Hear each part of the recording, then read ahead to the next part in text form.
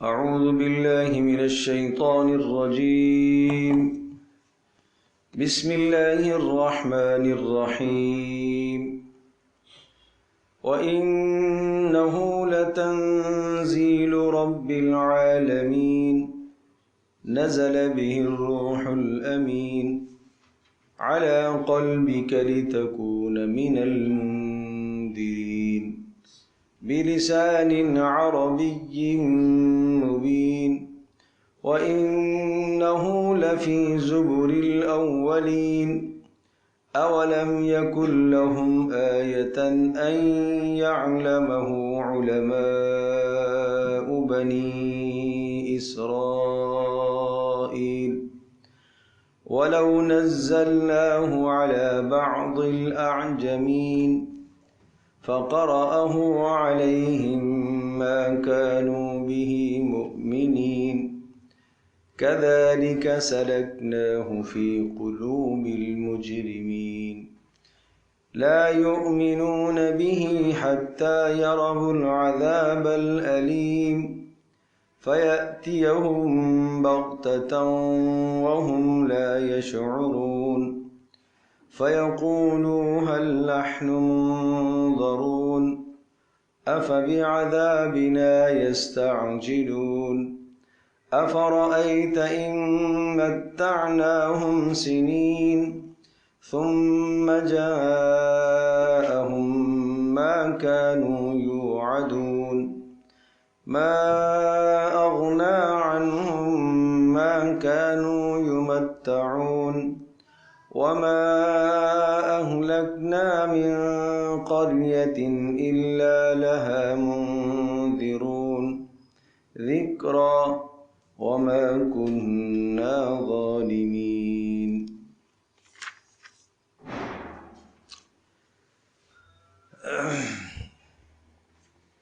اللهم صل على سيدنا مولانا محمد وعلى آل سيدنا مولانا محمد وبارك وسلم. وَإِنَّهُ لَتَنزِيلُ رَبِّ الْعَالَمِينَ. سورہ شعراء میں شروع میں انبیاء علیہ السلام کے قصص اور واقعات تھے، اور یاد ہوگا کہ ایک مضمون یہ آیا تھا کہ اگر ہم جس طرح سے نشانی مانگتے ہیں، معجزہ مانگتے ہیں، اگر وہ معجزہ ہمیں مل جائے تو ہم ایمان لے آئیں۔ یہ مکی دور کی بات ہے، رسول اکرم صلی اللہ تعالی علیہ وسلم کے دل میں بھی بارہا یہ خیال پیدا ہوا، اور دیگر اہل ایمان کے دلوں میں بھی یہ خیال پیدا ہوتا کہ اگر جس قسم کا یہ معجزہ مانگتے ہیں، اگر وہ معجزہ مل جائے تو شاید یہ ایمان لے آئے۔ لیکن دل کے حالات تو اللہ جانتا ہے۔ انسان تو کسی کی ظاہری زبان کو دیکھ کر فیصلہ کر لیتا ہے، اور ظاہری زبان کو سن کر، اس کی زبان سے نکلے ہوئے کلمات کو سن کر آدمی فیصلہ کر لیتا ہے، بدگمان بھی ہو جاتا ہے، خوش بھی ہو جاتا ہے۔ دل میں کیا ہے وہ تو اللہ جانتا ہے۔ کوئی کسی کے خلاف بدگمانی دل میں ڈالتا ہے، زبان سے ایک جملہ اس نے بولا، آپ کا دل مشوش ہو گیا۔ اور چونکہ ہم اتنے کچے لوگ ہیں، وہ بات تو ہے نہیں کہ ظنوا بالمؤمنین خیرا، ایمان والوں کے ساتھ اچھا گمان کرو، وہ حدیث مد نظر ہوتی نہیں ہے۔ کوئی کسی کے متعلق اگر اچھائی بیان کرتا ہے اس کو کم قبول کرتے ہیں، کوئی کسی کے متعلق برائی بیان کرتا ہے جلدی قبول کر لیتے ہیں۔ ہاں ایسا ہی ہے۔ یہ نہیں دیکھتے ہیں کہ قائل، کہنے والا، برائی کرنے والا کون ہے، کس کی کر رہا ہے، وہ کبھی بھی نہیں دیکھتے۔ تو یہ شیطان کا کام ہے ظالم کا کہ وہ ذہنوں میں اس قسم کے سوالات تو ڈالتا رہتا ہے۔ اس لیے آپ دیکھیں قرآن میں کیسا خوب انداز ہے، اجتنبوا کثیرا من الظن ان بعض الظن اثم۔ یہاں اس آیت میں 3 گناہوں سے روکا۔ نمبر 1، بدگمانی سے بچو۔ بدگمانی سے بچنے کے ساتھ ساتھ دوسرا گناہ آیا، ٹوہ میں نہ پڑو۔ ٹوہنے میں نہ پڑو، اس کے روکنے کے ساتھ تیسرا گناہ آیا، ولا یغتب بعضکم بعضا، تم میں سے کوئی کسی کی غیبت نہ کرے۔ یہ گناہ 3 پہ در پہ ہوتے ہیں۔ یہ جو بدگمانی ہے یہ بنیاد بنتی ہے جب کسی کے متعلق بدگمانی دل میں پیدا ہوتی ہے، کسی کے کہنے سے کسی نے آپ کو کسی کے متعلق بدگمان کر دیا، یا آپ خود راستے میں چلتے چلتے آپ نے اس کو دیکھا اور آپ نے اسے سلام کیا اور اس نے صحیح طرح سے جواب نہیں دیا یا نہیں دیا، بدگمان ہوگی، متکبر ہے، مغرور ہے۔ عین ممکن ہے کسی ایسی سوچ میں مبتلا ہو کہ وہ آپ کو اس کو شعور بھی نہیں ہوا کہ آپ نے سلام کیا ہے، عین ممکن ہے کہ کسی پریشانی میں مبتلا ہو۔ لیکن کیا ہے، صحابہ کرام رضی اللہ عنہم اجمعین کا مزاج یہ تھا کہ بدگمانی نہیں پیدا ہونے دیتے تھے۔ پیارے پیغمبر صلی اللہ تعالی وسلم کا وصال ہوا تو حضرت عمر رضی اللہ تعالیٰ عنہ عثمان کے پاس سے گزرے، سلام کیا، عثمان نے جواب ہی نہیں دیا۔ حضرت عمر رضی اللہ تعالیٰ عنہ تشریف لائے حضرت ابوبکر صدیق رضی اللہ تعالیٰ عنہ کے پاس کہ ابھی ابھی نبی صلی اللہ علیہ وسلم کا وصال ہوا اور عثمان تو بتا کیا ہوا، سلام کا جواب نہیں دیا، لیکن فوری اس کا ازالہ فرمایا، چلو دونوں چلتے ہیں۔ حضرت عثمان رضی اللہ تعالی عنہ کے پاس گئے اور ان سے پوچھا تو انہوں نے فرمایا مجھے تو نہیں پتا کب سلام کیا بھائی۔ تو پھر ابوبکر صدیق رضی اللہ تعالی عنہ نے ارشاد فرمایا عمر آپ نے بھی درست کہا، آپ نے سلام کیا۔ عثمان آپ نے بھی درست کہا، آپ کو نہیں شعور، اس لیے کہ اتنا بڑا غم تھا رسول پاک صلی اللہ علیہ وسلم کے وصال کا کہ اس غم کی وجہ سے آپ کو سلام کا احساس نہیں ہوا۔ تو مجھے بتاؤ، چھٹ گئی نا بات، بدگمانی چھٹ گئی۔ صحابہ کا یہ مزاج تھا، تو اس لیے اس بدگمانی کے متصل بات کہا ولا تجسسوا، ٹو میں نہ پڑو۔ ہوتا کیا ہے، ہوتا یہ ہے کہ جب آدمی بدگمانی کسی سے کرتا ہے تو پھر اس کے بعد اس کی برائیاں تلاش کرتا ہے، کیوں؟ اپنی بدگمانی کو پختہ کرنے کے لیے، پکا کرنے کے لیے کہ جو میں نے اس کے متعلق سوچا ہے، بدگمان ہوا ہوں، اس کو دلیل سے مدلل کرنے کے لیے، دلیل سے ثابت کرنے کے لیے آدمی کیا کرتا ہے، ٹوہ میں پڑتا ہے۔ اس لیے فوری کہا ولا تجسسوا۔ تو یہ پہلی نیچے والی بنیاد ہے، وہ کیا ہے، بدگمانی۔ اس کے اوپر عمارت کھڑی ہوئی کس کی، ٹوہ میں پڑنے کی۔ اچھا، جب ٹوہ میں پڑا ہے تو ہر انسان میں اچھائیاں بھی ہیں، برائیاں بھی ہیں، اور اگر اچھائیاں برائیوں کو آپ نہ دیکھو، شیطان تو ساتھ لگا ہوا ہے نا، وہ کیا دکھلائے گا، وہ برائیاں دکھلائے گا، تو 2-4 برائیاں بھی مل جائیں گی۔ جب مل گئی برائیاں تو اب برائیوں کا تذکرہ اس وقت تک چین سے آدمی نہیں بیٹھتا جب تک فلاں کی برائی دوسرے کے سامنے نہ کرے، اندر پیٹ میں درد ہونے لگتا ہے۔ تو اسی کا نام کیا ہے، غیبت۔ اس لیے کہا ولا یغتب بعضکم بعضا، بعض کی غیبت نہ کرے۔ تو یہ ایک کے اوپر دوسرا، بدگمانی کے اوپر جو ہے ٹوہ کا پل باندھا جاتا ہے، اور پھر ٹوہ کے اوپر پھر کس کا، غیبت کا پل باندھ۔ اس لیے پھر کہا کہ غیبت کرنا تو اپنے مردہ بھائی کا گوشت کھانا ہے۔ اس لیے کہا رسول اللہ صلی اللہ علیہ وسلم نے کہ یہ غیبت تو کیا ہے، یہ زنا سے بھی بدترین جرم ہے۔ اللہ ہماری حفاظت فرمائے۔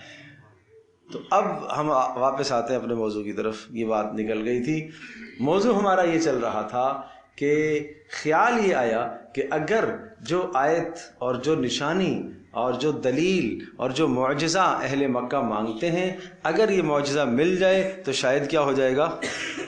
میں عرض کر رہا ہوں کہ دل کا حال تو اللہ جانتا ہے کہ ان ظالموں نے ماننا نہیں ہے، صرف مانگنا ہے، بس ماننا نہیں ہے، انہوں نے تسلیم نہیں کریں گے۔ تو اس پر اللہ نے ارشاد فرمایا تھا سورہ شعراء کے شروع میں فَظَلَّتْ أَعْنَاقُهُمْ لَهَا خَاضِعِينَ، اگر ہم نشانی آسمان سے ایسی نازل کریں کہ سب کے سب کی گردنیں اس کے سامنے جھک جائیں گی، لیکن مقصود وہ نہیں ہے، اس لیے کہ مقصود ابتلاء اور امتحان ہے۔ اگر اس قسم کی ہم نشانی دیتے ہیں کہ جبراً سارے کے سارے مسلمان ہو جائیں، ہمیں جبراً مسلمان کرنا نہیں ہے۔ وَلَوْ شَاءَ اللَّهُ لَهَدَى النَّاسَ جَمِيعًا، اگر اللہ چاہتا تو سب کو ہدایت دے سکتا تھا۔ بھائی سورج کہہ سکتا ہے کہ آج مجھے طلوع نہیں ہونا ہے، چاند کہہ سکتا ہے کہ آج بجے طلوع غروب نہیں ہونا ہے؟ نہیں کہہ سکتا. اس کے اندر بغاوت نافرمانی کا عنصر ہے ہی نہیں ہے. اللہ کی مخلوق ہے، اللہ کے حکم پر مامور ہے، وہ مجبور ہے. اگر انسان کو بھی اللہ پاک اسی طرح سے جبر کر دیتا، ملائکہ ہیں وہ اللہ کی بندگی میں مجبور ہے. تو انسان امتحان کس چیز کا نام ہے کہ آپ کو اچھائی کا اختیار دیا گیا ہے، اپنے اختیار سے اچھائی قبول کریں گے تو اجر پاؤ گے، اور آپ کے سامنے برائی کے راستے بھی کھول دیے گئے ہیں، اپنے اختیار سے برائی پر جاؤ گے تو سزا پاؤ گے. سمجھے بھائی؟ اسی کا نام اختیار ہے. تو اس پر پھر سمجھایا کہ نہیں، یہ نشانیوں کی بات آپ کرتے ہیں تو ہر نیا ذکر، نئی نشانی جب بھی کوئی آتی ہے تو یہ کیا کرتے ہیں؟ یہ اس سے اعراض کرتے ہیں. پھر حضرت موسیٰ علیہ السلام کا قصہ سنایا. کیا موسیٰ علیہ السلام کو کم نشانیاں دی گئی تھی؟ کیا عصا اور ید بیضاء کوئی کم معجزے تھے؟ کیا سمندر کا پھٹ جانا کوئی کم معجزہ تھا؟ فارسلنا علیہم الطوفان والجراد والقمل والضفادع والدم آیات مفصلات. یہ سورۃ الاعراف میں جو تسلسل سے معجزوں کا تذکرہ آیا ہے موسیٰ علیہ السلام کے، کیا یہ کوئی کم معجزے تھے؟ لیکن جو ضدی اور ہٹ درم تھے انہوں نے وہ معجزات قبول نہیں کیے. اس لیے شروع میں موسیٰ علیہ السلام کا تذکرہ ہے سورہ شعراء کے شروع دوسرے رکوع سے. پھر اس کے بعد ابراہیم علیہ السلام کے واقعات کے ان کی قوم کے ساتھ کیا مکالمہ ہوا اور قوم نے کیا جواب دیا. ٹھیک ہے. اور پھر 5 انبیاء علیہ السلام جن کی امتیں عذابوں سے تباہ ہوئیں ان کا تذکرہ آیا. ٹھیک ہے. نوح علیہ السلام کی قوم کا تذکرہ آیا، ہود علیہ السلام کی قوم کا تذکرہ آیا، اور صالح علیہ السلام کی قوم کا تذکرہ آیا، لوط علیہ السلام کی قوم کا تذکرہ، شعیب علیہ السلام کی قوم کا تذکرہ. یہ 5 امم مہلکہ کہلاتی. ان کے تذکروں کے بعد اب واپس مضمون آتا ہے اہل مکہ کی طرف. اب سنیے، وَإِنَّهُ لَتَنزِيلُ رَبِّ الْعَالَمِينَ. اب سمجھ میں آئے گا صحیح. اگر یہ تمہید جو میں نے باندھی ہے، جو میں نے ذکر کیا، اگر یہ ذہن میں آئے پوری صورت کا خلاصہ، تو اب آپ سمجھیے گا وَإِنَّهُ لَتَنزِيلُ رَبِّ الْعَالَمِينَ.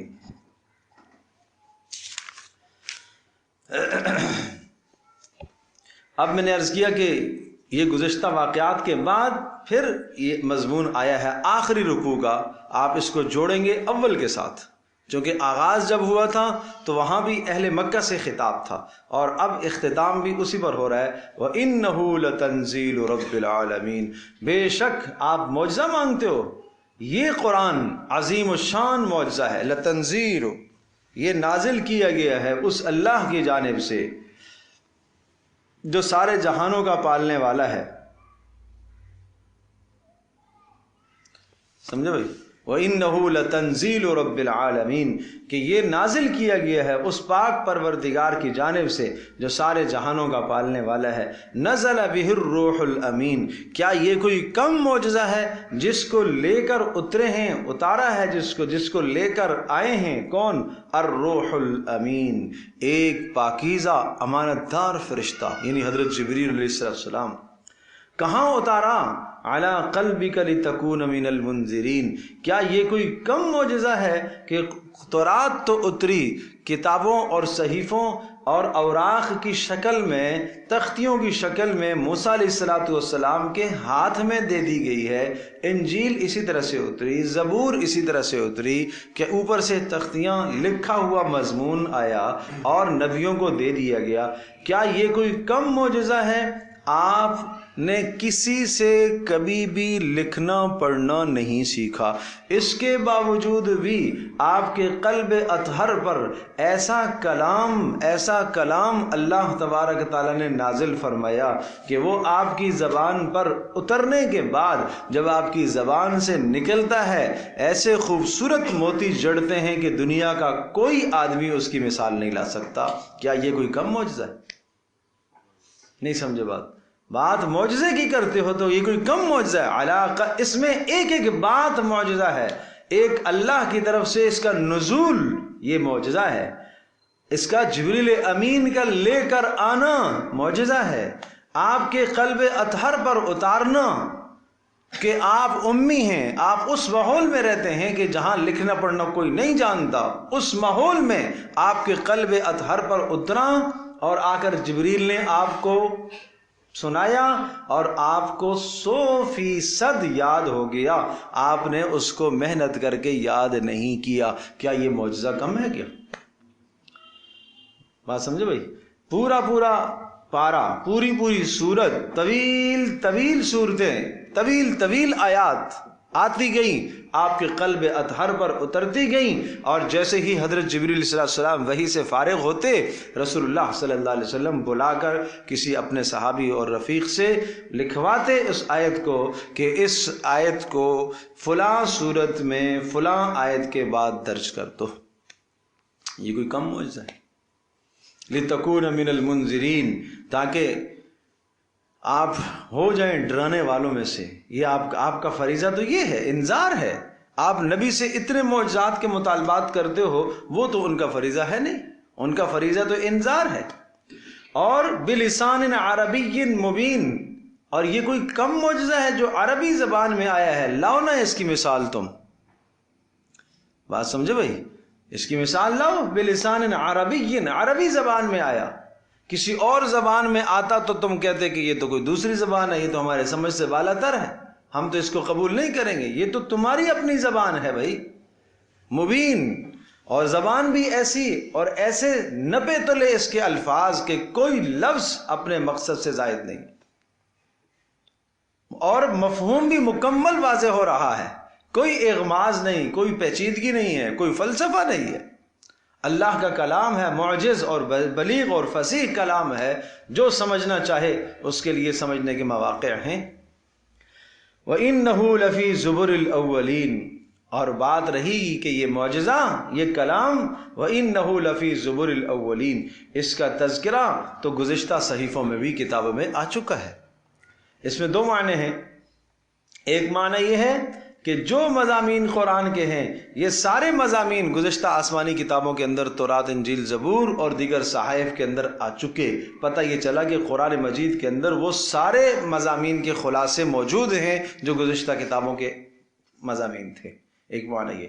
دوسرا، اس کا تذکرہ گزشتہ کتابوں کے اندر آ چکا، اور تورات و انجیل و زبور میں اس کے تذکرے آ چکے کہ ایک آخر میں نبی آئے گا جس کا نام محمد رسول اللہ صلی اللہ علیہ وسلم ہوگا، اور جس پر اللہ پاک اپنا خاص کلام اتارے گا، اس کا تذکرہ گزشتہ کتابوں میں آ چکا۔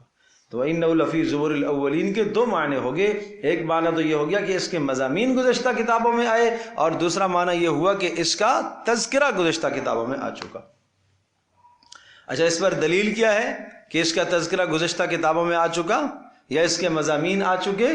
تمہارے سامنے دونوں باتیں موجود ہیں۔ اولم یکن لہم آیتن ان یعلمہ علماء بنی اسرائیل، کیا یہ اہل مکہ کے لیے نشانی کافی نہیں ہے؟ اولم یکن لہم، کیا لم نہیں ہے، لم یکن نہیں ہے، لہم ان کے لیے، آیتن دلیل، کیا دلیل؟ ان یعلمہ، یہ بات کہ اس قرآن کو جانتے ہیں، کون جانتے ہیں؟ علماء بنی اسرائیل، کون جانتے ہیں؟ بنی اسرائیل کے علماء۔ کیسے جانتے ہیں؟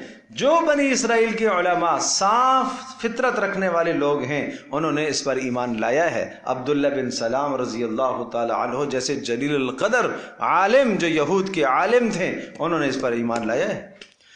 ان یعلمہ علماء، دونوں معنی ہو سکتے ہیں کہ کیا یہ کوئی کم نشانی ہے کہ محمد الرسول اللہ صلی اللہ علیہ وسلم کو جانتے ہیں علماء بنی اسرائیل، یا محمد رسول اللہ صلی اللہ علیہ وسلم پر جو کلام اتارا گیا ہے اس کلام کو علماء بنی اسرائیل جانتے ہیں۔ کیوں جانتے ہیں؟ اس لیے کہ ان کی کتابوں میں یہ آ چکا ہے۔ ارے بات سمجھ میں بھائی؟ وَلَوْ نَزَّلْنَاهُ عَلَى بَعْضِ الْأَعْجَمِينَ، وَلَوْ نَزَّلْنَاهُ، اگر ہم اس کو اتار دیتے، عَلَى بَعْضِ الْأَعْجَمِينَ، عجمی زبان پر اس کو اتارتے، عربی پر نہ اتارتے۔ ظاہر سی بات ہے کہ عجمی زبان کو تو آپ بلیغ اور فصیح نہیں کہتے تھے، اس لیے کہ عرب، مکہ والے، قریش، ان کو اپنی زبان پر بڑا ناز اور غرور اور گمنڈ تھا، اور وہ باقی دنیا کو گونگا کہتے تھے۔ اجمی کا معنی کیا ہے؟ گونگا، بولنا نہیں آتا ان کو، ہمیں بولنا آتا ہے، یہ تو گونگے ہیں سارے۔ تو کہا اگر ہم اس کو عجمی زبان پر اتارتے، وَلَوْ نَزَّلْنَاهُ، اگر ہم اس کو اتارتے عَلَى بَعْضِ الْأَعْجَمِينَ، کسی عجمی پر اتارتے. محمد رسول اللہ صلی اللہ تعالی علیہ وسلم عربی ہیں، اور اس کا جاننا ہر انسان کی ضرورت ہے. بھئی یہ ایمان کا حصہ ہے، نہیں سمجھے؟ جیسا کہ محمد رسول اللہ صلی اللہ علیہ وسلم خاتم النبیین ہیں، آپ کے خاتم النبیین ہونے کا اقرار کرنا کیا ہے؟ ایمان کا حصہ ہے. اسی طرح سے محمد رسول اللہ صلی اللہ علیہ وسلم کے عربی ہونے کا اقرار کرنا ایمان کا حصہ ہے. سمجھے بھئی؟ فَقَرَأَهُ عَلَيْهِمْ مَا كَانُوا بِهِ مُؤْمِنِينَ، اگر کسی عجمی پر ہم یہ کلام اتارتے تو عجمی زبان میں آتا، فَقَرَأَهُ عَلَيْهِمْ، اور وہ عجمی ان کو پڑھ کر سناتا تو کیا ہوتا؟ مَا كَانُوا بِهِ مُؤْمِنِينَ، یہ کیا کرتے؟ اس پر ایمان نہیں لاتے. قرأ سمجھتے ہو نا، پڑھنا. فَقَرَأَهُ عَلَيْهِمْ، تو وہ عجمی ان کو پڑھ کے سناتا تو پھر کیا نتیجہ نکلتا؟ مَا كَانُوا بِهِ مُؤْمِنِينَ، اس پر ایمان نہ لاتے. كَذَلِكَ سَلَكْنَاهُ فِي قُلُوبِ الْمُجْرِمِينَ، اب یہ تسلی ہے محمد رسول اللہ صلی اللہ تعالی علیہ وسلم کے لیے اور آپ علیہ السلام کے رفقائے کار، آپ کے ماننے والوں کے لیے. غم نہ کیجئے، یہ آپ کی مخالفت کر رہے ہیں.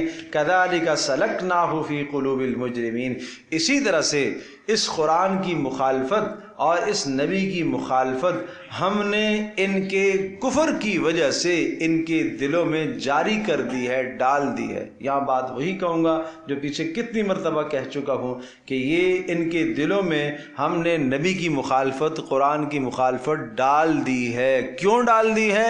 ان کی بغاوت کی وجہ سے. نہیں سمجھے؟ ان کو ہم نے بیمار کیا ہے. کیوں بیمار کیا ہے؟ یہ غلط چیز استعمال کرنے کی وجہ سے. جیسا کوئی بیمار ہوتا ہے، بیماری تو اللہ کی طرف سے آتی ہے، لیکن اس بیماری کا سبب اس نے کیا کیا؟ خود اختیار کیا. موت اللہ کی طرف سے آتی ہے، لیکن موت کا سبب اس نے کیا کیا؟ خود اختیار کیا. اسی طرح سے انہوں نے رسول اللہ کی مخالفت کی، اس مخالفت کے نتیجے میں مخالفت اور بڑھتی چلی گئی اور دلوں کے اندر اور وہ مخالفت پختہ ہوتی چلی گئی. لا یؤمنون به حتی یروا العذاب العلیم، بس اب یہ ایمان نہیں لائیں گے. لا یؤمنون به، اس قرآن پر ایمان نہیں لائیں گے. حتی یروا العذاب العلیم، یہاں تک کہ یہ دیکھ نہ لیں بہت بڑے عذاب، دردناک عذاب کو جب تک دیکھ نہ لے. اور وہ دردناک عذاب فیاتیہم بغتتن، وہ آئے گا ان کے پاس اچانک، وہم لا یشعرون، ان کو شعور بھی نہیں ہوگا. فیقولو، اور جب عذاب آئے گا تو کیا کریں گے؟ فیقولو، بولیں گے، کہیں گے. کیا کہیں گے؟ هل نحن منظرون.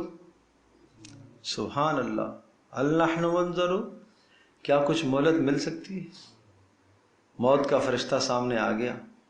کہنا ضروری نہیں ہے زبان سے کہے گا، دل میں حسرت تو کرے گا نا. کچھ مہلت مل سکتی ہے؟ کچھ مہلت مل جائے تو 2 رکعت نماز نفلی ادا کر لوں، کچھ مہلت مل جائے تو میں توبہ ہی کر لوں، کچھ مہلت مل جائے تو میں اپنا مال خرچ کر لوں، کچھ مہلت مل جائے تو میں محمد رسول اللہ صلی اللہ علیہ وسلم پر ایک بار درود بھیج دوں، کچھ مہلت مل جائے تو میں محمد رسول اللہ صلی اللہ علیہ وسلم پر ایمان لے آؤں. ہاں، تو بھائی جب وقت آتا ہے تو پھر مہلت نہیں ملا کرتی، پھر مہلت نہیں ملا کرتی. افبعذابنا یستعجلون، کیا ڈانٹ ہے اللہ کی طرف سے. یستعجلون عجلت سے ہے، عجلت کا مطلب جلدی کرنا، عذاب کا مطلب تو عذاب ہی ہے. تو کیا مانا؟ افبعذابنا یستعجلون، کیا یہ ہمارے عذاب کے ساتھ اجرت کرتے ہیں؟ یہ چاہتے ہیں کہ جلدی لے عذاب. افرأیت ان متعناہم سنین، اے نبی کیا خیال ہے ان متعناہم سنین، اگر ہم نے ان کو زندگی دی. متع کہتے ہیں تمتع، سامان مہیا کرنا، فراوانی دینا. اگر ہم نے ان کو زندگی دے دی، سنین، سال ہا سال جیے رہے. ثم جاءہم، تو یاد رکھیے گا اگر یہ جینے کی دنیا میں تمنا کرتے ہیں، مہلت مانگتے ہیں، مثال کے طور پر سال ہا سال ہم ان کو جینے کے لیے دے دیں. ارے 80 سال نہ صحیح، 180 صحیح، ارے 180 نہ صحیح، 280 صحیح، 400 صحیح، 5000 سال. پہلے بارے کے اندر کیا آتا ہے؟ یود احدہم لو یعمر الف سنہ، وہ یہود کے بارے میں آیا کہ یہ اتنے عمر پر حریص ہے، یہ چاہتے ہیں کہ ہماری عمریں ہزار ہزار سال بڑھ جائیں۔ کہا وما ہوا بمزحزحہ من العذاب ان یعمر، یہ عمر کا طویل ہونا ان کو اللہ کے عذاب سے نہیں بچا سکتا، عمل بچائے گا۔ سمجھے بھائی؟ تو اس لیے فرمایا دیکھیے افرأیت ان متعناہم سنین، اگر ہم ان کو زندگی دے دیتے ہیں سال ہا سال تک، ثم جاءہم ما کانوا یوعدون، اور اس کے بعد پھر آ جائے کیا چیز؟ ما کانوا یوعدون، وہ عذاب جس کا ان سے وعدہ کیا گیا تھا، وہ عذاب پھر آئے، 1 سال بعد آئے، 10 سال بعد آئے، تو یاد رکھیے گا ما اغنا عنہم ما کانوا یمتعون، ما اغنا نہیں فائدہ دے گا ان کو، عنہم اس عذاب سے ان کو کوئی شے نہیں روکے گی، ما کانوا یمتعون جس چیز کا نفع ان کو دیا گیا تھا، جو زندگی طویل دی گئی تھی، اور اس زندگی میں جو کچھ انہوں نے کیا، کیونکہ نیک عمل تو پلے میں ہے نہیں، باقی بد ہی بد ہے، وہ سب کی سب زندگی پوری ان کو اس عذاب سے نہیں بچا سکے گی۔ اچھا، وما اہلکنا من قریۃ، رہی بات مہلت کی، نہیں سمجھے؟ اوپر کیا کہا تھا؟ فیقولوا هل نحن منظرون، جب عذاب آئے گا تو کہیں گے کہ کیا مہلت ملے گی؟ تو سنو، وما اہلکنا من قریۃ، مہلت تو ہم دیتے ہیں، ہم نے نہیں ہلاک کیا کسی بستی کو، الا لہا منذرون، مگر اس کے لیے کیا تھے؟ ڈرانے والے تو ہوتے۔ ہم ڈرانے کے لیے اسباب پیدا کرتے ہیں نا، منذر ڈرانے والا، سب سے عظیم ترین منذر، بڑا ڈرانے والا اللہ کا رسول ہے منذر، اور اللہ کے رسول صلی اللہ تعالی وسلم کی پوری سیرت طیبہ سامنے موجود ہے، نہیں سمجھے؟ رسول اللہ صلی اللہ علیہ وسلم نے رات کیسی گزاری؟ محفوظ ہے۔ آپ صبح بیدار کیسے ہوئے؟ لکھا ہوا ہے۔ آپ نے اٹھتے ہوئے سب سے پہلے کیا کلمہ زبان پر لایا؟ یہ موجود ہے کہ نہیں؟ آپ کھانا کھانے بیٹھے کتنی انگلیوں سے آپ نے کھانا کھایا؟ یہ موجود ہے کہ نہیں؟ آپ علیہ السلام کس طرح سے نوالا لیتے تھے؟ ہے کہ نہیں؟ آپ علیہ السلام کے یہاں شادیاں کیسے ہوئی؟ موجود ہے کہ نہیں؟ آپ علیہ السلام نے بچیوں کی رخصتیاں کیسے کی ہیں؟ موجود ہے کہ نہیں؟ 100% موجود ہے۔ لیکن ہم کامیاب، ہمارا مزاج بن گیا ہے، نبی کامیاب، صحابہ 100% کیا ہے؟ کامیاب۔ ہم کامیاب لوگوں کی نقل نہیں کرتے، ہم ناکام لوگوں کی نقل کرتے۔ ایک امتحان حال میں ایک بچہ نقل کرتا ہے اس شخص کی جس کے متعلق اعلان کر دیا گیا کہ یہ فیل ہے، فیل ہے۔ 100% اس فیل کی نقل کرنے والا بچہ کامیاب ہو سکتا ہے؟ پاس ہو سکتا ہے؟ وہ نہیں پاس ہو سکتا۔ اللہ نے 100% اعلان کر دیا کافروں کے متعلق، یہود و نصارہ ہنود کے متعلق، ناکام ہے، فیل ہے، ناکام ہے، ناکام ہے۔ ہم نقل کر رہے ہیں ان ناکاموں کی، تو ناکام اور فیل کی نقل کرنے والا کیا ہوتا ہے؟ کامیاب ہوگا؟ پھر وہ پاس ہو سکتا ہے؟ نہیں ہو سکتا۔ ہمیں نقل کرنی چاہیے محمد رسول اللہ صلی اللہ علیہ وسلم کی، ہمیں نقل کرنی چاہیے محمد رسول اللہ صلی اللہ علیہ وسلم کے صحابہ کی، جو کامیاب لوگ ہیں، جن کی کامیابی کی ضمانت اللہ نے اس لیے دی ہے کہ تاکہ تمہیں ان کی نقل کرنے میں کوئی جھجک محسوس نہ ہو۔ لیکن ہم چاہیں گے نہیں جی ہمارے یہاں تو شادی ہے، اس میں تو ہم ان کی نقل نہیں کریں گے، ہم تو دیکھیں گے یہاں رواج کیا ہے، ہم تو یہاں کی نقل کریں گے۔ ہم تو ناکام اور فیل ہونے والوں کی نقل لگائیں گے، تو فیل ہونے والوں کی نقل لگانے میں پھر آدمی فیل ہی ہوا کرتا ہے، پاس نہیں ہوا کرتا۔ بھائی سر مار لو، نتیجہ کیا نکلے گا؟ ناکامی۔ تو یہ باتیں جو میں عرض کر رہا ہوں بہت غور سے سمجھنے کی ہیں اور زندگی بدلنے کی باتیں، سمجھیں ان کو۔ تو منذر میں نے عرض کیا رسول پاک صلی اللہ علیہ وسلم کیا ہے؟ انذار کرنے والا، نذیر ہے۔ قرآن نذیر ہے۔ ہر واعظ، حق بات کہنے والا شخص جو آپ کو کہہ رہا ہے وہ کیا ہے؟ وہ منذر ہے، وہ نذیر ہے، وہ آپ کو ڈرا رہا ہے۔ اور آپ کا بیٹا پیدا ہو گیا، یہ نذیر ہے، یہ نذیر ہے۔ پوتا پھر نذیر ہے، کہ اب آپ دادا بن گئے ہیں، اب آپ آخرت کی تیاری کیجیے. یہ نذیر ہے، یہ مہلت ہے کہ آپ کو اتنی مہلت ہم نے دی ہے کہ اللہ پاک نے آپ کو اولاد سے نوازا ہے. اچھا اولاد سے نوازا، اولاد جوان ہوئی، شادی ہوئی، پوتے پیدا ہو گئے. ہم نے اتنی زندگی آپ کو دی ہے، آپ نے اپنی زندگی میں پوتے بھی دیکھ لیے. اب کیا چاہیے؟ اب بھی زندگی تک یہ تما رکھے ہو، اب بھی یہ چاہتے ہو کہ طویل طویل زندگیاں ملیں. یہ نذیر ہے. سفید بال آ جانا نذیر ہے، یہ نذیر ہے. یہ سب ڈراوے ہیں اللہ کی طرف سے، یہ سب مہلتیں ہیں. آدمی کہتا ہے مجھے تو مہلت ملی نہیں، مجھے تو پتہ ہی نہیں چلا. اس مہلت کو آپ نے مہلت سمجھا ہو تو پتہ چلے گا نا.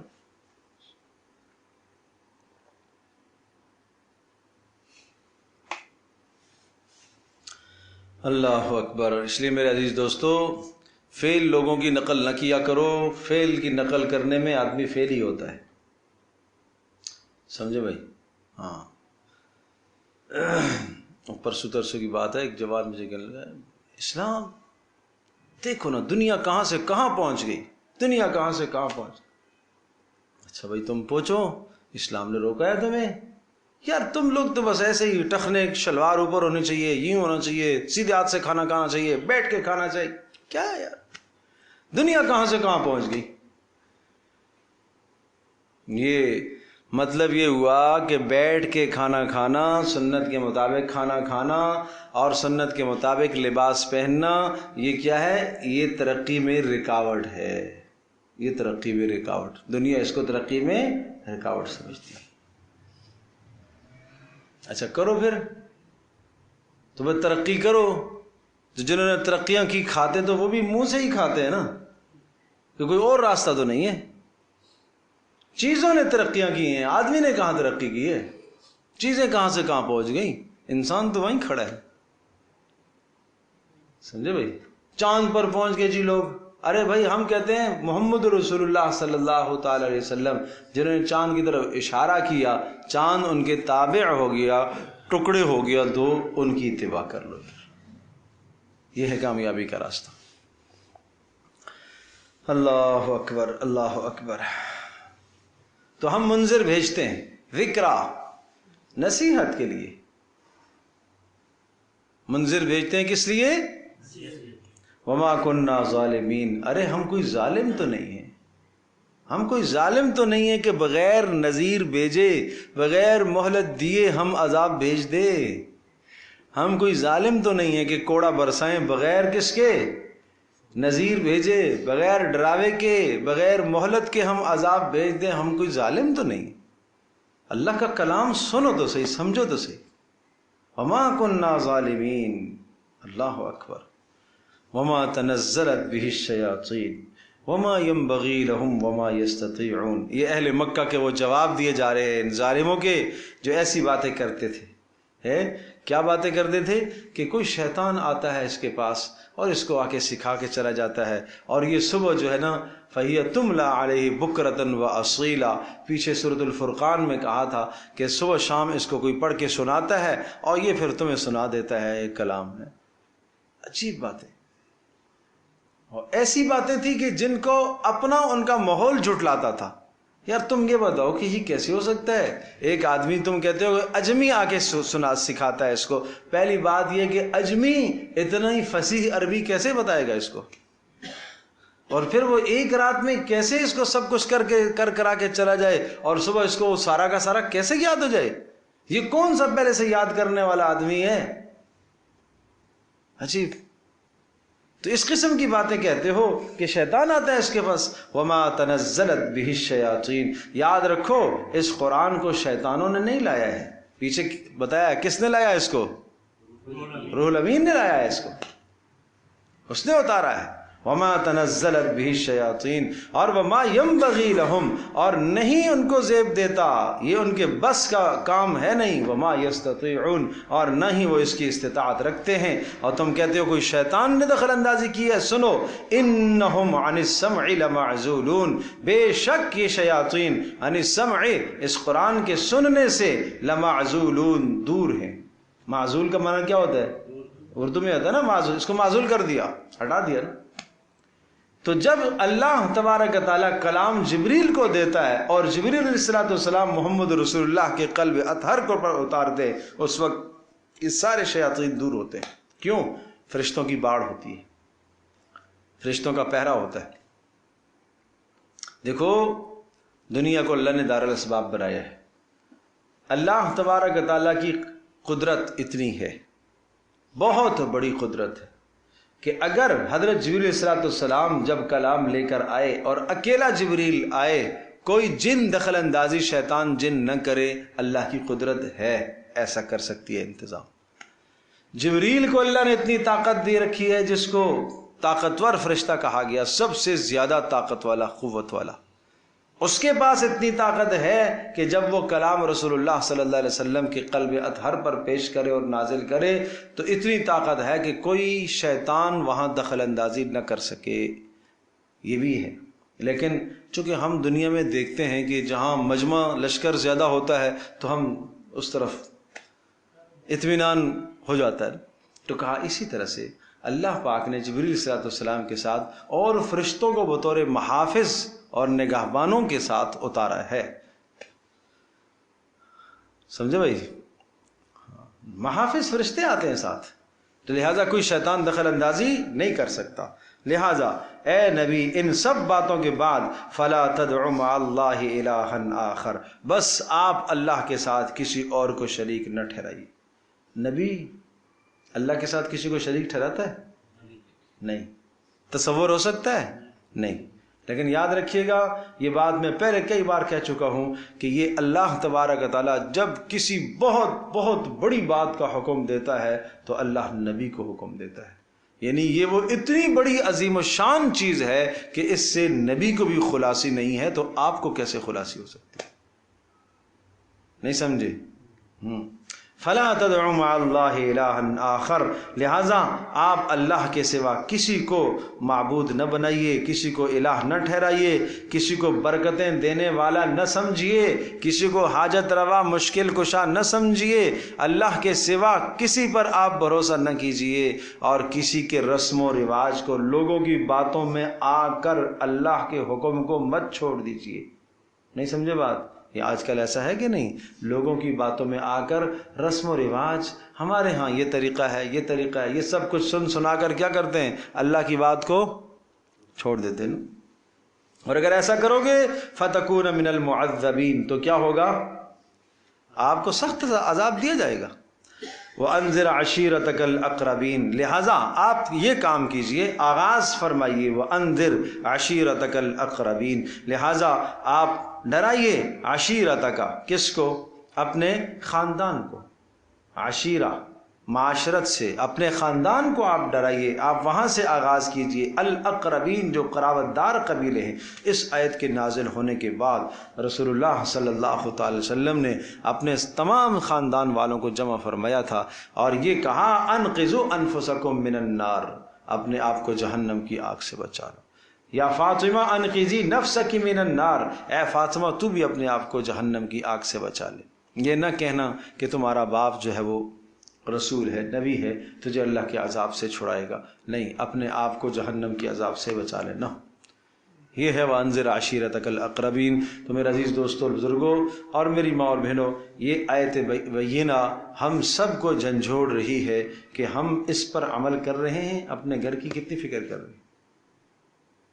اگر نہیں کی، آئیے آج سے ہم فکر کریں، انتظار کریں اپنے گھر میں، محبت سے، پیار سے، اخلاق سے۔ پہلا کام تو اپنے گھر میں یہ کیجئے۔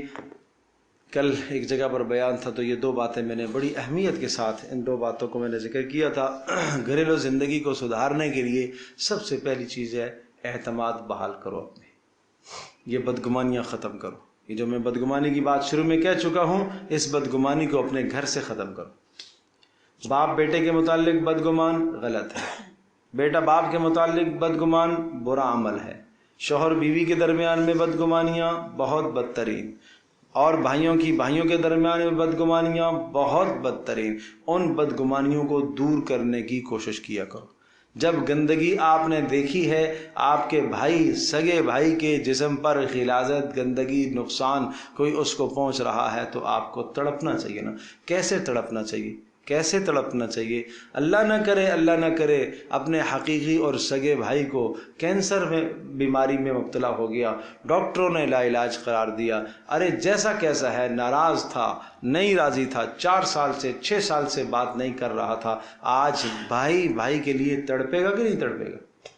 اللہ سے مانگے گا کہ نہیں مانگے گا؟ یہ جو تڑپنا ہے نا، یہ تڑپنا لاؤ نصیحت کرتے وقت، یہ تڑپ لے کر آؤ، یہ خیرخواہی کا جذبہ لے کر آؤ کہ اللہ میرے بھائی کو ٹھیک کر دے، اللہ میرے بھائی کو ٹھیک کر دے. راتوں کو اٹھ کے مانگتا ہے، وظائف پڑھتا ہے، دعائیں کراتا ہے، اے اللہ میرے بھائی کو شفا ہو جائے. کرتا ہے کہ نہیں کرتا؟ اے اللہ میرے باپ کو، میری ماں کو، بیٹے کو، جو بھی ہے، اللہ پاک ہم سب کے گھروں کی حفاظت فرمائے بیماریوں سے. یہ جو تڑپنا ہے، یہ تڑپنا ہدایت کے لیے بھی ہونا چاہیے، ہدایت کے لیے بھی ہونا چاہیے کہ اے اللہ میرا بیٹا نافرمان ہے. جیسے اس کی بیماری پر تڑپتا ہے، اس کی نافرمانی پر کیوں نہیں تڑپتا؟ آج ماں اپنے بیٹے کی نافرمانی پر کیوں نہیں تڑپتی؟ ٹھیک ہے جی، بڑا اچھا بچہ ہے میرا، بڑا اچھا بچہ ہے، بس تھوڑا سا یہ ہے کہ نماز نہیں پڑھتا. یہ تھوڑا سا ہے؟ کوئی یہ جہنم میں جل رہا ہے، یہ تھوڑا سا ہے؟ بڑے اچھی عادت کا مالک ہے، بس بد اخلاق ہے. یہ کوئی کم جرم ہے؟ یہ کوئی کم بیمار ہے؟ مہینوں کے مہینے گزر گئے، جوان نے قرآن اٹھا کر نہیں دیکھا، مہینے کے مہینے گزر گئے، بیٹی نے قرآن اٹھا کر نہیں دیکھا. یہ کوئی کم بیماری ہے گھر میں؟ آپ کینسر کو بیماری سمجھتے ہو، آپ دیگر امراض کو بیماریاں سمجھتے ہو، یہ کوئی کم بیماریاں ہیں؟ ان بیماریوں کی اصلاح کون کرے گا؟ اس کے لیے پہلی چیز ہے اپنے گھروں میں اعتماد کو بحال کرو بھائی. ایک آدمی دوسرے کی نصیحت جب قبول کرے گا جب اعتماد باہمی بحال ہوگا، ورنہ نصیحت نہیں لیتا. آپ جانتے ہیں اس لیے محمد رسول اللہ صلی اللہ علیہ وسلم کی ذات گرامی اور ہر نبی کی ذات گرامی کو تمام کے تمام نقائص سے صاف ستھرا پیدا کیا گیا تاکہ اعتماد باہر رہے، پھر آدمی اس کی نصیحت کو قبول کرتا ہے. تو اپنے گھروں میں سربراہان سے درخواست ہے کہ وہ اپنے اعتماد اپنے بچوں، بیوی، بھائیوں کے درمیان میں بحال رکھے، بدگمانیاں نہ پیدا کرے. اور یاد رکھیے گا، بدگمان کسی سے ہوں بھی نہ اور بدگمانی کا موقع بھی نہ دیا کریں. آپ کوئی ایسا عمل نہ کریں جس سے بدگمانی پیدا ہوتی ہے. گھر کے مرد حضرات سارے کام کو نکل کے اب گھر میں 2 عورتیں رہ گئی ہیں، ساس ہیں، بہو ہیں. بہو صاحبہ اپنے کمرے میں نکل گئی ہے اور 2 گھنٹے 3 گھنٹے وہ موبائل پر لگی ہے، تو لا محالہ بدگمانی تو پیدا ہوگی نا. اس بدگمانی کا موقع یہ خود دے رہی ہے، یہ بدگمانی کا موقع خود دے رہی ہے، خود پیدا کر رہی ہے. تو یہ بدگمانیاں دور کرو. تو پہلی بات تو یہ ہے کہ اپنے گھروں کی زندگی کو سدھارنے کے لیے بدگمانیاں دور کرو. دوسرا یہ ہے کہ نصیحت ترک مت کرو. کسی اپنے گھر میں اپنے بچے، بھائی، دوست، بچہ کوئی بھی ہے، اس کو برا عمل کرتے دیکھو، نصیحت مت ترک کرو.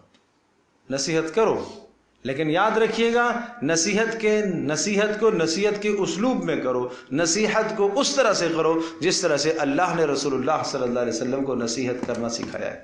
ایسے نصیحت کرو. پہلی نصیحت کے لیے پہلی شرط یہ ہے کہ آپ کے دل میں خیرخواہی کا جذبہ ہونا چاہیے، خیرخواہی کا جذبہ ہو. اور خیرخواہی کے جذبے کی میں نے مثال دی ہے. جیسے بھائی شدید ترین بیماری میں مبتلا ہو گیا ہے، کینسر جیسی مزی مرض میں مبتلا ہوا ہے، اس کے لیے آدمی تڑپتا ہے، وہ تڑپ اس موقع پر لے کر آؤ، یہ تڑپ لے کر آؤ. تو اس کو کہتے ہیں خیرخواہی، اس کو کہتے ہیں خیرخواہی. پھر نصیحت کرو محبت کے ساتھ، یہ دوسری بات ہے. اور پھر نصیحت میں یاد رکھو انداز سخت نہ رکھو، نرم انداز کرو. فَقُولَا لَهُ قَوْلًا لَيِّنًا لَعَلَّهُ يَتَذَكَّرُ أَوْ يَخْشَىٰ. موسیٰ علیہ السلام کو، ہارون علیہ السلام کو حکم ہوا جاؤ فرعون کے پاس، لیکن جا کے نرم بات کرنا، نرمی سے بات کرنا، نرمی سے بات کرنا، ڈنڈے سے بات نہ کرو. اس طرح سے نصیحت کرو. پھر دیکھو نصیحت مؤثر، کس طرح سے نصیحت مؤثر ہوتی ہے. بات سمجھے بھائی؟ ہر برائی سے اپنے گھر میں بچوں کو دور کرو. کچن، گھر میں کھانے کی اشیاء وہاں ہوتی ہیں، اگر وہاں کوئی چوہے مار دوائی رکھی ہوئی ہے تو کہ یہ گھر کی خاتون یا جس نے بھی رکھی ہے یہ اس کی عقل بندی ہے کیا؟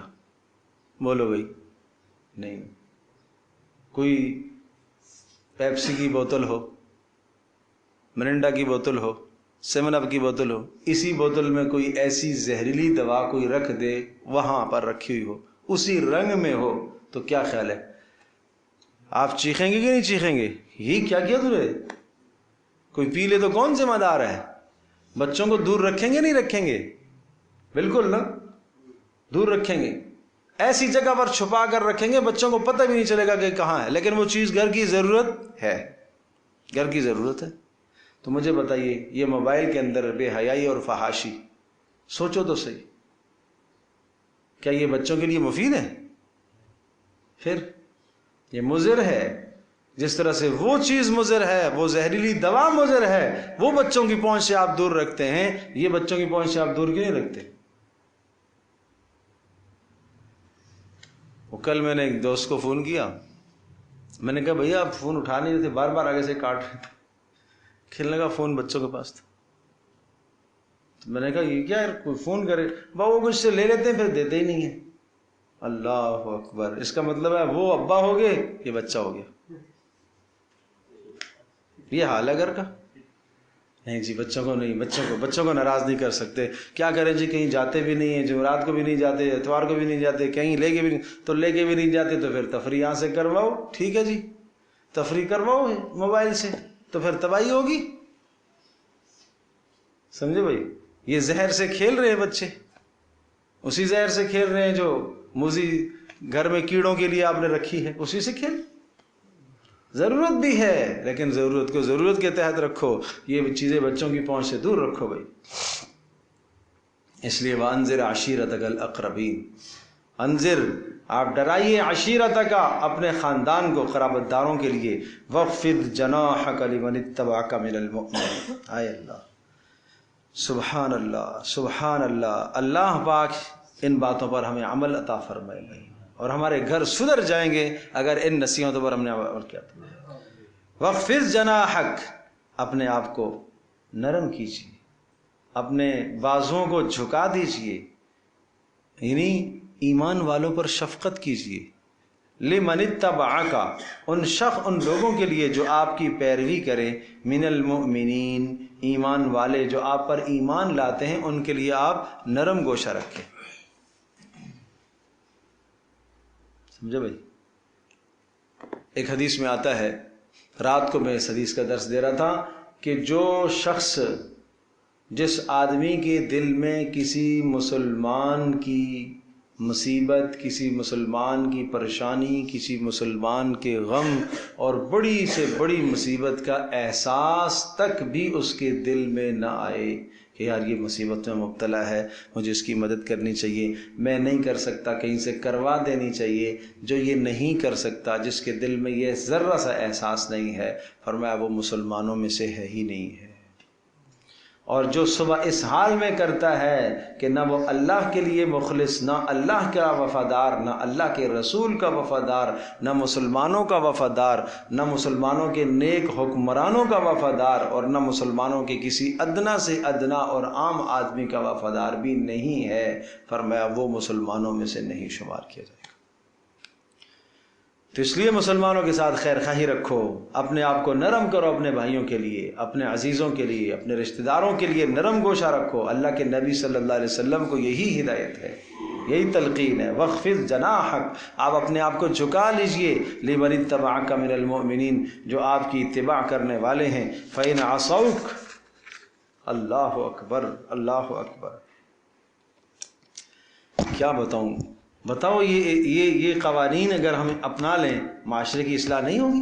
देखो, सुनो, फ़इन असौक, आपके अक़रबीन, ख़ानदान वाले, आपके चाहने वाले, जिनसे आपको मोहब्बत है, अगर वो आपकी नाफरमानी कर लें, आपकी बात न माने, आपकी मुखालफत करें, तो ए नबी जी फ़कुल, आप फरमाइए, इन्नी बरीउम मिम्मा तामलून, मैं तुम्हारे आमाल से बरी हूँ, मैं इस बिदअत में तुम्हारे साथ शिरकत नहीं कर सकता, मैं इस रस्म में तुम्हारे साथ शिरकत नहीं कर सकता।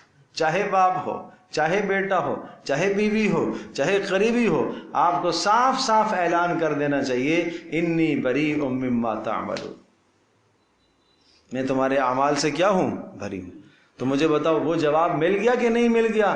جی کیا کریں، خاندان ناراض ہو جائے گا. جواب ملا کہ نہیں ملا؟ کیا کریں، لوگ ناراض ہو جائیں گے. تو اے نبی جی اگر آپ کی بات یہ نہیں مانتے یا کوئی آپ کی بات کا انکار کرتا ہے، دوسرے روش پر چلتا ہے، تو آپ صاف صاف کہہ دیجئے انی بریء مما تعملون، میں تمہارے اعمال سے بری. پیارے پیغمبر صلی اللہ تعالی علیہ وسلم کے چچا ابو طالب ساری زندگی رسول اللہ صلی اللہ علیہ وسلم کی خدمت کی. آپ علیہ الصلوۃ والسلام کہہ سکتے تھے نا کہ چچا ناراض ہو جائے گا، نہیں، آپ نے ڈنکے کی چوٹ پر آپ نے اعلان توحید کیا. برا لگے تو لگے. چچا نے بھی یہ کہا کہ بھتیجا تھوڑا سا کم کر لے معاملہ، اس لیے کہ مشرکین میرے پاس یہ سرداران بیٹھے ہوئے ہیں اور یہ کہہ رہے ہیں کہ آپ بھتیجے کو سمجھا کے جائیے. بیٹا میں اتنا تحمل نہیں کر سکتا، قریش کا دباؤ بہت زیادہ ہے، کچھ تھوڑا سا خیال کرو.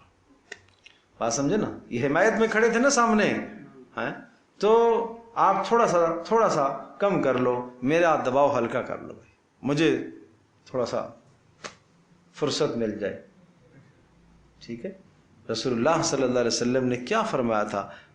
اے میرے چچا اگر یہ سورج کو اتار کے لے آئیں میرے سیدھے ہاتھ میں رکھ دیں، چاند کو اتار کے لے آئیں الٹے ہاتھ میں رکھ دیں، تب بھی میں اس دین کو نہیں چھوڑ سکتا، میں اپنے طریقے پر چلوں.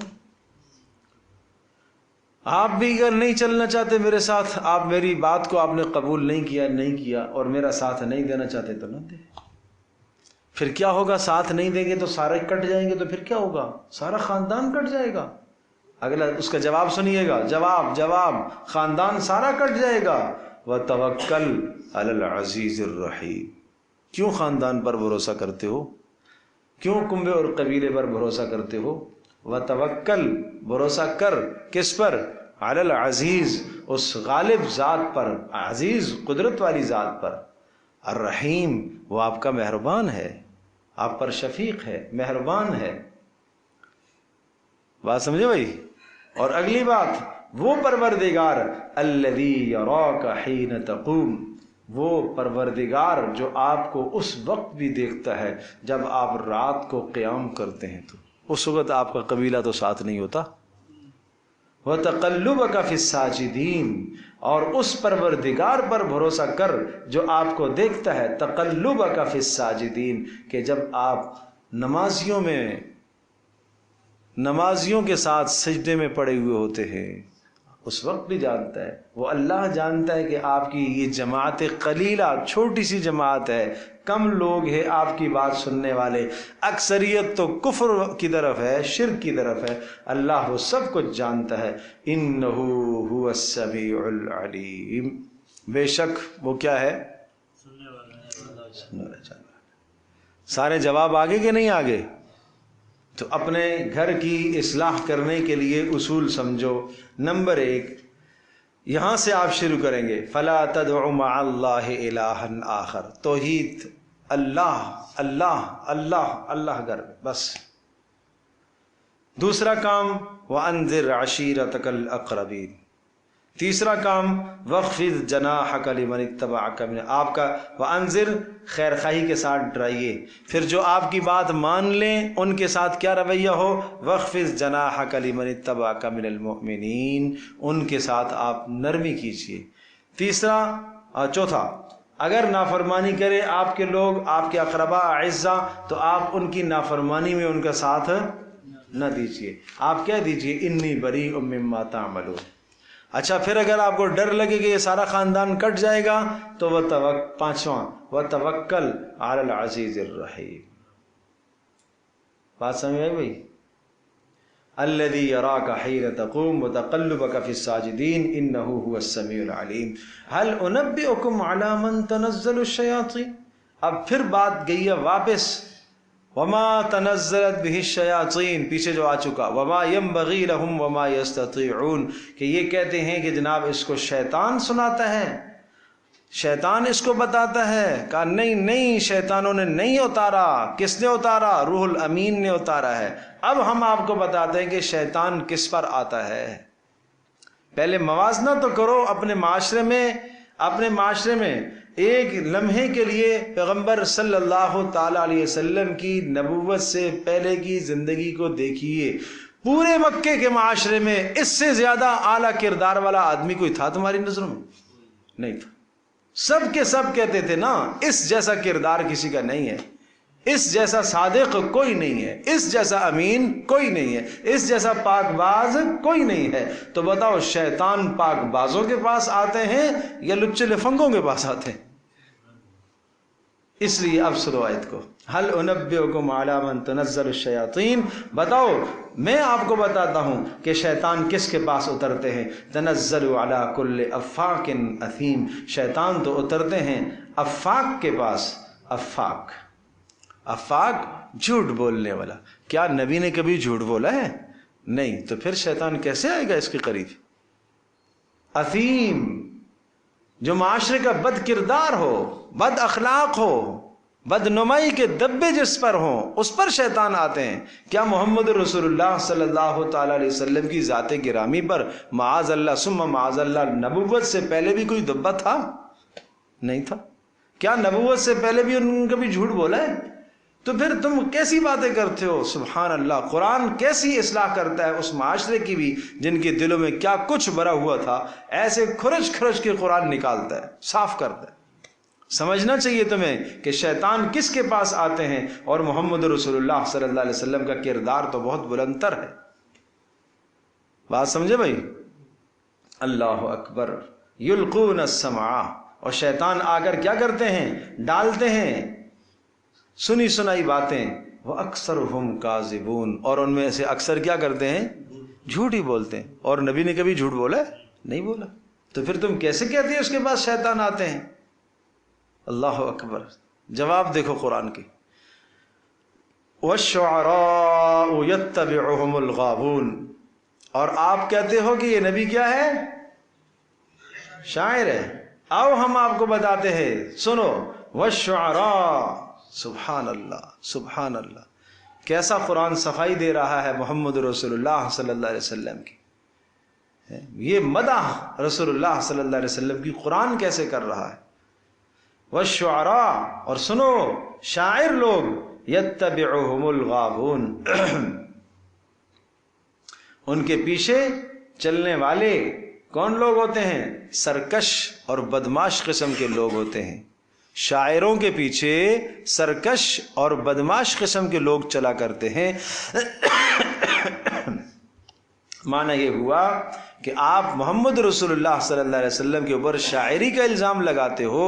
اس نے کسی سے شاعری سیکھی ہے، اس نے کسی بڑے شاعر کی شاگردی اختیار کی ہے. تو بھائی بتاؤ شاگردی شاعروں کی کون اختیار کرتا ہے؟ جو سرکش اور بدگماش قسم کے انسان ہوتے ہیں. کیا محمد رسول اللہ صلی اللہ علیہ وسلم میں تمہیں کوئی سرکشی نظر آ رہی ہے؟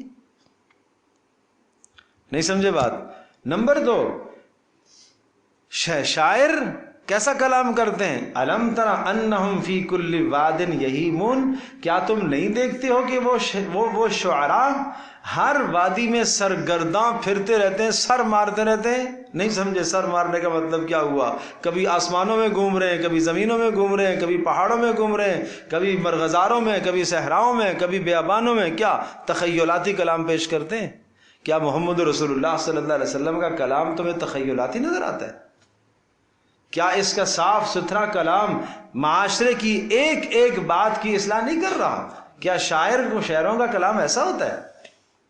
اب محمد رسول اللہ صلی اللہ علیہ وسلم کے مبارک کلام کو شاعروں کے کلام کے ساتھ موازنہ کرایا گیا.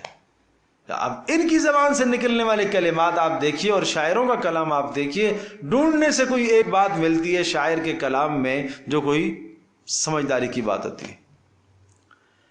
وَأَنَّهُمْ يَقُولُونَ مَا لَا يَفْعَلُونَ، کیا ایسا نہیں ہے کہ شاعر وہی باتیں کہتے ہیں جو کرتے نہیں ہیں؟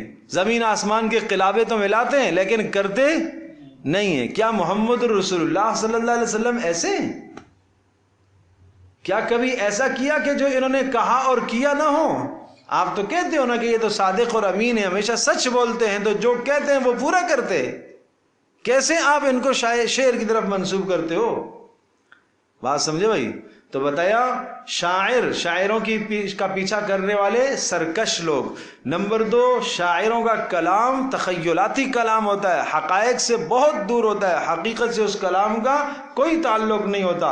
نمبر 3 شاعر لوگ وہ باتیں کہتے ہیں جو کرنے کی استطاعت نہیں رکھتے. یہ 3 برائیاں ہوتی ہیں شاعروں میں. محمد رسول اللہ صلی اللہ علیہ وسلم ان 3 برائیوں سے بہت بالا تر اور صاف اور مبرہ اور منزہ ہے. بات سمجھے بھائی؟ جب بات یہ آئی کہ شعر، اچھا پھر شعر برا ہو گیا، کہا ہاں استثناء بھی سن لو، استثناء بھی سن لو. نہیں سمجھے بات؟ سارے ہی برے نہیں ہیں، ہاں مگر وہ شعراء الا الذین آمنوا. پتہ چلا کہ وہ شاعر جو کیا ہو، ایمان لائے، تو کافر نکل گیا خود. ٹھیک ہے. نمبر 2 وعامل الصالحات، شاعر ایمان بھی لائے اور ایمان کے ساتھ ساتھ کیا ہو، عمل صالح بھی ہو، اس کا صرف عمل نہ ہو بلکہ کیا ہو، عمل صالح بھی ہو. تو مسلمانوں میں بھی بہت سارے شعراء ہیں، شعراء تو ہیں، عمل صالح نہیں ہے زندگی میں.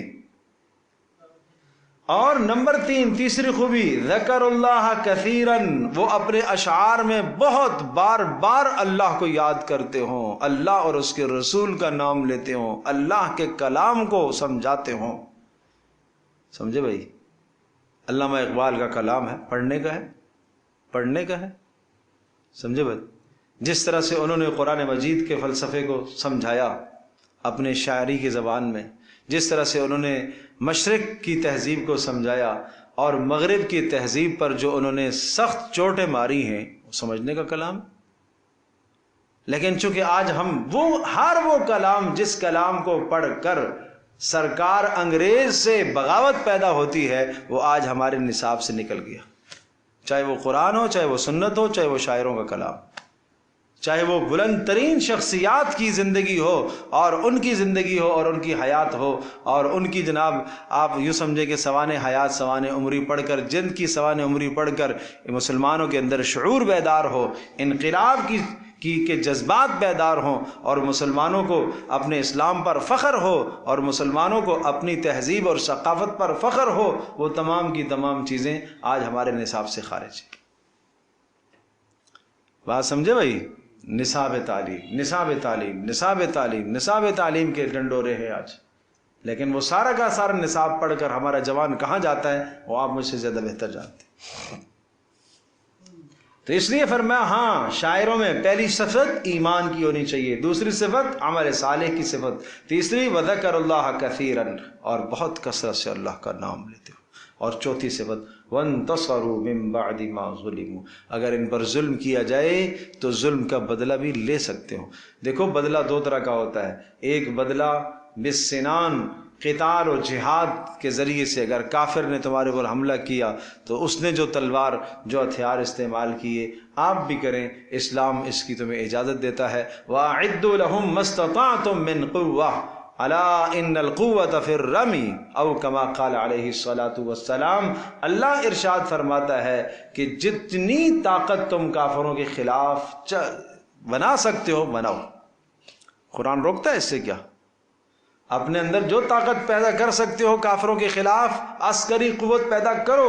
اور رسول اللہ صلی اللہ علیہ وسلم نے فرمایا طاقت رمی پھینکنے میں ہے. نہیں سمجھے بات؟ طاقت کس میں ہے؟ رمی میں، پھینکنے میں. یہ پیارے پیغمبر صلی اللہ علیہ وسلم کے زمانے میں اللہ اکبر، اللہ کے نبی صلی اللہ علیہ وسلم کا کلام قیامت تک آنے والی اس ہر رمی کو شامل ہے. اس وقت پھینکنا جس کا تیر سب سے دور جاتا یہ طاقتور ہے، بہترین تیر انداز ہے. آج اس کا میزائل لے لیں، جس کا میزائل دور جائے شاندار مار کرے، وہ کیا ہے؟ سب سے بڑی طاقت ہے. تو اللہ کے رسول صلی اللہ علیہ وسلم کی حدیث سے یہ بات ثابت ہو رہی ہے کہ نہیں ہو رہی ہے؟ اسلام نہیں روکتا، لیکن کیا کریں؟ المیہ یہ ہے کہ ہم اگر رسول اللہ صلی اللہ علیہ وسلم کی باتوں کو اور آپ نے جو عسکری قوت کو بڑھانے کے لیے جو اسباب، آپ نے جو اصول ضابطے سمجھائے، جو قرآن نے اصول ضابطے سمجھائے، ان اصولوں اور ضابطوں کو اگر ہم لے لیں گے تو پھر سرکار ناراض ہو جائے گی، اور سرکار کو ہم ناراض نہیں کرتے. بات سمجھے بھائی؟ تو یہ ہے بات. تو ایک تو بدلہ یہ تھا. دوسرا بدلہ کیا تھا؟ کافر ہجو کرتے تھے. اس زمانے میں مشرکین میں یہ بہت زیادہ رواج تھا. محمد رسول اللہ صلی اللہ تعالی وسلم اور صحابہ کی برائی کرتے تھے کس کے ذریعے سے؟ شعر کے ذریعے سے. ٹھیک ہے نا. اور یہ زبان سے نکلے ہوئے تیر، یہ جملے ایسے نشتر ہوتے تھے، ایسے سخت جا کے لگتے تھے کہ مت پوچھو. اس لیے شاعر کہتا ہے کہ زبان کے لگائے ہوئے تیر وہ ہرے بھرے رہتے ہیں، اور جو دوسرے تیر ہے نا وہ ان کا زخم ٹھیک ہو جاتا ہے، تیروں کا زخم ٹھیک ہو جاتا ہے، لیکن زبان کے لگائے ہوئے گھاؤ ہمیشہ ہرے بھرے رہتے ہیں، ساری زندگی وہ نہیں مٹتا. ارے اس نے مجھے یہ کہا تھا. تو کہا ٹھیک ہے، اگر تمہیں کوئی برائی کرے، اگر تمہیں شعر کے ذریعے سے کوئی تمہاری مذمت اور برائی بیان کرے تو آپ اس کا جواب دے سکتے. وانتصروا، وہ شعراء جو جواب دیتے، حسان بن ثابت رضی اللہ تعالی عنہ رسول اللہ صلی اللہ علیہ وسلم کی طرف سے جواب دیا کرتے تھے، جن کو مداح رسول کہا جاتا ہے صلی اللہ علیہ وسلم. رسول پاک صلی اللہ علیہ وسلم کی مدح کرنے والے بہترین شاعر تھے. حضرت صلی اللہ تعالی علیہ وسلم کی مدح میں شعر کہا کرتے تھے. آپ علیہ السلام ایک موقع پر قریش نے آپ علیہ السلام کی مذمت بیان کی. رسول اللہ صلی اللہ علیہ وسلم نے فرمایا حسان جواب دو. انہوں نے کہا اللہ کے رسول دیکھیے میں کس طرح سے قریش کی مذمت بیان کرتا ہوں. آپ نے فرمایا قریش کی مذمت بیان کرو گے تو میں بھی تو قریشی ہوں، میں بھی تو قریشی ہوں. کہ آپ کو ایسے نکالوں گا جیسے آٹے سے بال نکال لیا جاتا ہے، آپ کو ایسے نکالوں گا. کاش کہ وہ قصیدے تو پڑھو، حسان بن ثابت کے قصیدے پڑھو. وَأَحْسَنَ مِنْكَ لَمْ تَرَ قَطُّ عَيْنِي وَأَجْمَلَ مِنْكَ لَمْ تَلِدِ النِّسَاء. یہ حسان بن ثابت کا شعر ہے. خُلِقْتَ مُبَرَّأً مِنْ كُلِّ عَيْبٍ كَأَنَّكَ قَدْ خُلِقْتَ كَمَا تَشَاءُ وَأَحْسَنَ مِنْكَ لَمْ تَرَ قَطُّ عَيْنِي. آپ سے زیادہ حسین میری آنکھ نے کبھی نہیں دیکھا، اور آپ سے زیادہ جمیل اور خوبصورت کسی ماں نے کبھی نہیں جنا. خلقت مبرأ من کل عیب، آپ کو ہر عیب سے، ہر برائی سے، ہر گندگی سے اللہ نے ایسا صاف پیدا کیا، ایسا صاف پیدا کیا جیسا کہ آپ نے چاہا کہ میں ایسا پیدا ہو جاؤں، اس طرح سے اللہ نے آپ کو بنایا. کأنک قد خلقت کما تشاء. اللہ اکبر، اللہ اکبر.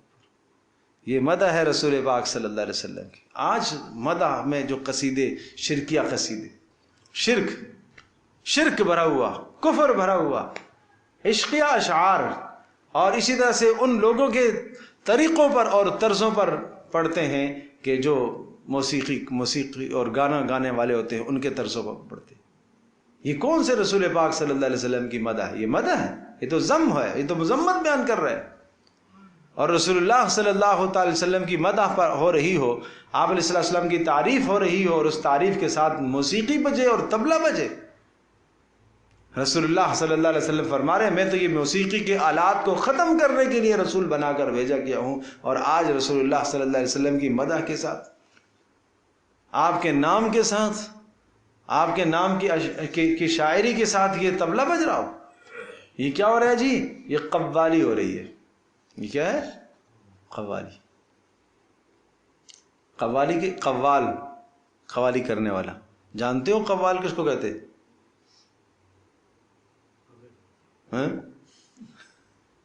قوال کس کو کہتے؟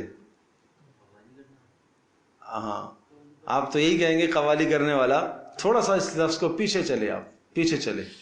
یہ قوال قول سے ہے. قول کا مطلب کیا ہوتا ہے؟ بات، بولنا. ٹھیک ہے. اور عربی زبان میں، چلو میں یوں سمجھاتا ہوں، ضرب کس کو کہتے ہیں؟ مارنا. ضراب بہت زیادہ مارنے والا، ایسا مارنے والا نہیں، حد زر. ٹھیک ہے. تو قول بات، قوال بہت باتیں، بتونی. آپ سمجھے؟ وہ ہے ہی بتونی، بہت زیادہ باتیں کرنے والا، من گھڑت پھینکنے والا. قوالی ہو رہی ہے جی، قوالی ہو رہی ہے. محفل میلاد ہو رہی ہے، قوالی ہو رہی ہے. کیا رسول اللہ صلی اللہ تعالی علیہ وسلم نے ان سب چیزوں کی اجازت دی ہے؟ ارے بھائی جو شعر کہتا ہے، سنتا ہے، جس کا شاعروں کا ذوق ہے، منع نہیں ہے، لیکن پہلے قرآن کی اس آیت کو تو پڑھو.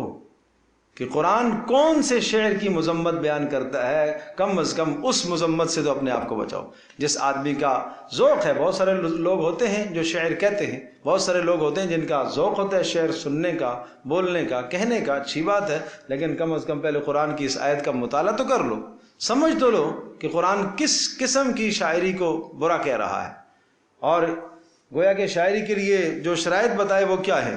الا الذین آمنوا، کیا ہے؟ ایمان اور عمل صالح، اور ذکر اللہ کثیرا، اللہ کو کثرت سے یاد کرے، وانتصروا من بعد ما ظلموا، اور بدلہ لے بعد اس کے کہ اس پر ظلم کیا گیا ہو، وسيعلم الذين ظلموا اي منقلب ينقلبون، ان قریب وہ لوگ جان لیں گے جنہوں نے ظلم کیا ہے، اي منقلب، کہ کس کروٹ وہ پلٹتے ہیں۔ موت کے بعد پتہ چلے گا، موت کے بعد پتہ چلے گا کہ تم راحت پہ ہو یا ایمان والے راحت میں۔ بات سمجھے بھائی؟ فَسَوْفَ تَرَى إِذَا انْكَشَفَ الْغُبَارُ أَفَرَسٌ تَحْتَ رِجْلِكَ أَمْ حِمَارٌ۔ بات وہی ہے، کتنے شاعر کا کلام ہے، شعر ہے، لیکن ان شرائط کے مطابق ہے۔ کیا کہہ رہا ہے؟ فَسَوْفَ تَرَى إِذَا انْكَشَفَ الْغُبَارُ، ان قریب جب غبار چھٹے گا تو پتہ چلے گا، أَفَرَسٌ تَحْتَ رِجْلِكَ أَمْ حِمَارٌ، کہ تو گھوڑے پر سوار تھا یا گدھے پر سوار تھا۔ نہیں سمجھے؟ ہاں، میدان میں ایک آیا شاہ سوار، پتہ نہیں چلا اس نے حملہ کیا، اور ایسا جناب گرد اٹھا، بالکل گرد ہی گرد ہے، پتہ نہیں چل رہا آیا تو ہے کوئی، لیکن کس چیز پر آیا ہے یہ نہیں پتہ چلا۔ گرد چھٹے گا تو پتہ چلے گا گدھے پر سوار ہے یا گھوڑے پر سوار ہے۔ نہیں سمجھے؟ جس کو آپ اردو کے محاورے میں کہتے ہیں پتہ چلے گا کہ کتنے 20 کا 100 ہوتا ہے نا، ایسے ہی کہتے ہیں نا۔ الحمدللہ رب العالمین والصلاة والسلام علی سید الانبیاء والمرسلین وعلی آلہ وصحبہ امتی اجمعین۔ اللہم انا نسألک الہدی والتقی والعفاف والغنی۔ یا ارحم الراحمین، ہماری اس مجلس کو قبول فرما، ہم سب کے گناہوں کو معاف فرما۔ اے اللہ ہم سب کے دلوں کو نرم فرما، اے اللہ ہم سب کے دلوں کو پاک و صاف فرما، اے اللہ قرآن و سنت کے لیے ہمارے دلوں کو نرم فرما، اے اللہ ہمارے دلوں کو پاک و صاف فرما۔ اے ارحم الراحمین، اے اللہ اس کام کو قبول فرما، اے اللہ اس کام کو قبول فرما۔ اے اللہ اس گھر میں جو یہ انتظام ہوتا ہے، اے اللہ گھر والوں کی، تمام اہل خانہ کی محنت کو اپنی بارگاہ میں قبول فرما۔ اے اللہ جو میری مائیں بہنیں آتی ہیں اپنے اوقات کو فارغ کر کے گھروں کے کام اور مصروفیات کو چھوڑ کر آتی ہیں، اللہ سب کا آنا قبول فرما۔ اے اللہ سب کے علم میں، عمل میں، زندگی میں برکتیں عطا فرما۔ اے اللہ اولادوں کو نیک صالح بنا، اے اللہ شوہروں کو فرما بردار بنا، مطیع اور فرما بردار بنا۔ اے اللہ گھروں کے اندر سے اے اللہ قرآن و سنت کے چشموں کو عام فرما، قرآن و سنت کے چشموں کو عام فرما۔ اے اللہ گھروں کی زندگی میں سب کو دین زندہ کرنے کی توفیق عطا فرما۔ اے اللہ جن میری ماؤں بہنوں کے گھروں میں بیٹے نافرمان ہیں، اے اللہ ان کو فرما بردار بنا، اے اللہ ان کو فرما بردار بنا۔ اے اللہ جو بے نمازی ہیں تو ان کو نمازی بنا۔ اے اللہ جہاں شوہر بد مزاج ہیں، اے اللہ ان کو نیک صالح بنا، نیک صالح بنا۔ اے اللہ جہاں میری بچیاں جن گھروں کے اندر اے اللہ ماؤں سے بدتمیزیاں کرتی ہیں، اے اللہ اپنے فضل و کرم سے ان کو ہدایت عطا فرما، اے اللہ ان کو نیکی نصیب فرما۔ اے اللہ معاشرے کے اندر جو پھیلے ہوئے فتنے ہیں، انٹرنیٹ کے، موبائلوں کے فتنے، ان فتنوں سے ہماری نسلوں کی حفاظت فرما، ہمارے جوانوں کی، بچوں کی، بچیوں کی تو حفاظت فرما۔ اے اللہ ہم سب کا بیٹھنا قبول فرما، ماؤں بہنوں کا آنا قبول فرما، بزرگوں کا، دوستوں کا آنا قبول فرما۔ اے اللہ اس مجلس کو ہم سب کی بخشش کا ذریعہ بنا، ہم سب کے ماں باپ کی بخشش کا ذریعہ بنا، ہم سب کے اعزاء اقربا کی بخشش کا ذریعہ بنا، جو دنیا سے رخصت ہو گئے ہمارے رشتہ دار اعزاء اقربا ان سب کی بخشش کا ذریعہ بنا۔ اے اللہ جو ہمارے بیمار ہیں، اے اللہ ضعیف العمر گھروں کے اندر، اے اللہ ان تمام بیماروں کو شفا عطا فرما۔ اے اللہ ہمارے جو بھی جاننے والے بیمار ہیں، مائیں بہنیں ہیں، اے اللہ بزرگ و احباب ہیں، دوست و احباب ہیں، اے اللہ سب کو شفا عطا فرما، سب کی پریشانیاں دور فرما۔ وصلی اللہ تعالی علی خیر خلق محمد صلی اللہ علیہ وسلم۔